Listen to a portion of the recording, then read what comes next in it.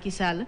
bi mu ñëwee ci nguur gi mu indi ko alors président Déthié Fall président en 2024 lan lay def changement de paradigme wala il maintient le PSE. D'abord, je ne pense pas que tout ce que j'ai dit là tu l'as entendu hein. J'ai dit beaucoup de choses nouvelles parce que j'ai lu tous les programmes aussi. Alors mais je ne dis pas qu'on a le meilleur programme. En tout cas, voilà mais non xam nga nekkuma nag li fi yëg yëpp baaxul dañuy sànni quoi xam nga loolu moom. L'État c'est une continuité. L'État continuité la daa segg li baax li nga jàpp ni baax na parce que lépp bonul aussi ah mën ma toog nii ni sax waaye 12 ans yi mu fi def lépp bon non c'est pas je peux pas ok. Pour autant il n'a rien réussi ci chantier démocratie ci chantier liberté ci persécution il a fait li nga xam ni kenn xamul lu mu doon ci arrêt yi arrestation yooyu pour autant ci yenn yi infrastructure yooyu am na lu mu jot a def ok. Donc du man maay ñëw ni damay jël lépp sànni non une société ne peut pas fonctionner comme ça pour de prendre à zéro war demaat dans les 10 ans keneen ñëw sànniwaat la nga def de prendre à zéro demaat dans les 12 ans quand est-ce que la fay dajaloo ba construire non li fa nekk muy lu baax tu le maintiens indi lii nga xam ni waxoo ko nii rek pour wax parce que wax naa ko sànq j'ai fait 19 ans dans la scène politique am na lu ma ci xam et j'ai fait 23 ans d'expérience professionnelle am na lu ma xam te fi ma jaar je touche du bois avec toute modestie mën ngeen ko vérifier xam fan laa ko fekkoon ak fan la nekk tey donc am na lu ma yàlla may tuuti ci yooyu moo tax tout temps bi may wax dama naan je me définis pas comme un destructeur ma connaissance c'est dans la construction donc da nga fiy bàyyi li nga xam ni baax na indi nag yii may wax nii nga xam ni da ngay accélérer rapidement mbir yi réorienté waat yenn yi ci nga xam ni mooy préoccupation yi tey ma la waxoon madame Ndiaye Fall luy sa préoccupation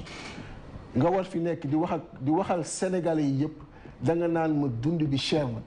da nga naan ma éducation de qualité da nga naan ma ku war faju moo tax ñu ni dans tous les départements au moins dafa benn EP1 les cases de santé wàññi leen ou éradiquer leen def ay postes de santé avec au minimum une présence d'un infirmier d'État et d'une sage-femme d'État ensuite ñu ni il faut ñu ubbi Dakar ci reste Sénégal parce que Dakar n'est pas seulement le Sénégal les statistiques sont affolantes écoutez-moi bien Dakar c'est 0,3% de la population sénégalaise 25% de la superficie sénégalaise 0,3 25% de la population sénégalaise 58% des infrastructures sanitaires sont là 47% des médecins sont là 72% de l'administration est là 81% des emplois permanents sont là 82% des services financiers sont là 81% des établissements de l'enseignement supérieur sont là 70% des véhicules immatriculés sont là 1200 camions qui vont tous les jours du port pour sortir de Dakar dans 0,3% moo tax ñu ni il faut ouvrir Dakar ci reste du Sénégal et on a la chance à partir de Dakar d'avoir 3 axes Dakar en allant vers Fatick Kaolack dem ba Tambacounda Dakar en allant vers Bambey Diourbel dem ba Matam Dakar en allant vers Tivaouane Mékhé dem ba Saint-Louis on a dit chaque axe nga def benn voie ferrée aller-retour et ci chaque train nga def ci au moins un wagon médicalisé pour le transfert des patients def ci un wagon frigorifique pour le transfert des produits yi nga xam ne day nécessiter une conservation et sur chaque axe aussi def fa autoroute ça permet d'ouvrir avec des gares très modernes comme gare de Montparnasse jombuñu comme gare du Nord jombuñu nga xam ni lii di concentration au niveau de Dakar da nga koy génne bu ko defee ces mêmes zones qui ont la même dignité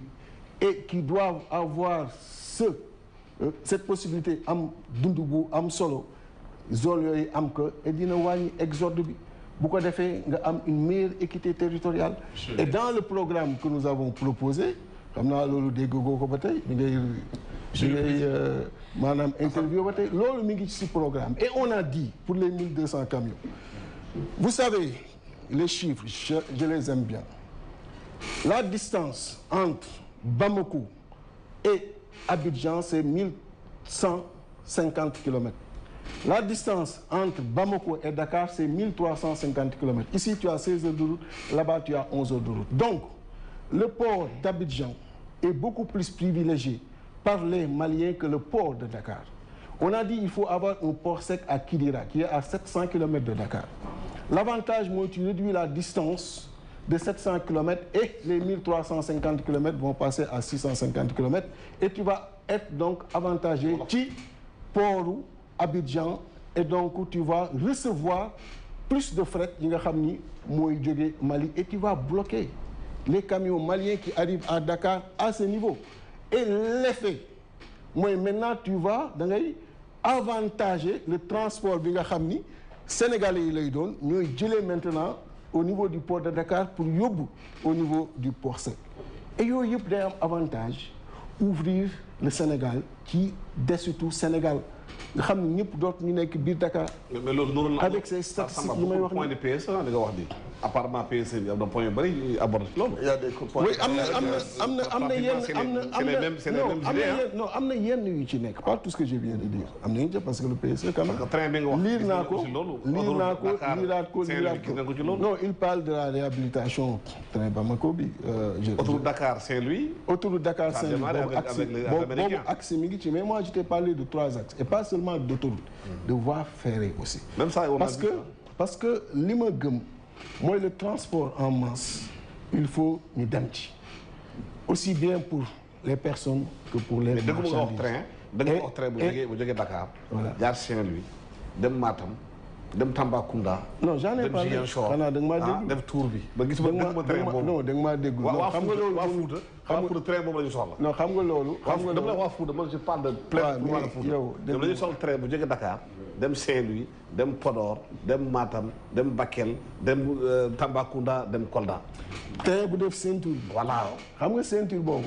ceinture boobu. nee naa la sama 19 ans d'expérience politique au moins def naa ko 7 fois. au moins ceinture bi. waaw soxla na train foofu. non soxla na train mais xam nga man dama verser ci démagogie quoi. parce que quand même je suis un professionnel un ingénieur et je respecte mon métier. fépp fu may wax rek lu mën a nekk la. comprendre nga un peu. mun naa nekk mënul nekk. lu mën a nekk la moo tax bi may wax jël axe bi pour dem Matam ma wax la jaaree Bambey Diourbel wax la Linguère ba Matam parce que loolu lu mën a nekk la foofu mën nga fa yegg. est-ce que vous voyez un peu mais am na ay zones yi nga xam ni tracé boobu nga bëgg du mën a ne mais toujours est-il que bépp zone ak fu mu mën a ne l'idée mooy aujourd'hui nga rapprocher que de Dakar rapprocher que ci yeneen zones yi comme ça se passe un peu partout parce que ñun on n'a pas de petite ambition parce que yàlla mënul def Sénégal ay borom xam-xam yu mel ne yéen borom xam-xam yu mel ne ci table ñu toog ci table bi ngay am de petites ambitions dans ma vie je n'ai jamais eu de petites ambitions et pour man le Sénégal tey jii nii toll na fi nga xamee ni war nañ ko mën a liggéey ba nu ñuy citer Maroc nga xam ni pourquoi je le cite lu jege la kenn du wax ni lu sore la nga xam ni tey seen PIB par habitant presque mi ngi frôler les $10,000 ñu war a mën a yegg foofu bu may dem aujourd'hui ay États-Unis di def sama tournée boobu nga xam ni j'ai fait beaucoup de pays ce n'était pas seulement pour rencontrer mes militants mais lépp lu ma fa gis lu baax lu réalisable ñu dugal ko ci programme bi c'est pourquoi je parle de Times Square pourquoi la route des Almadies mënul mel noonu pourquoi la route VDN bi mënul mel noonu pourquoi route bi jëm Jàmmalaay mënul dem noonu et c'est des choses très simples yi mobiliser beaucoup de millions de touristes arbre de Noël bi gën a mag foofu lay amee nit ñi di jógee partout di ñëw et loolu day ubbi toujours Dakar vraiment le point droit du Sénégal tout va tourner autour de Dakar est-ce que xalaatuloo génn mbir yi. loolu la vision dépasse pas mais est-ce qu'il m'écoute là. mais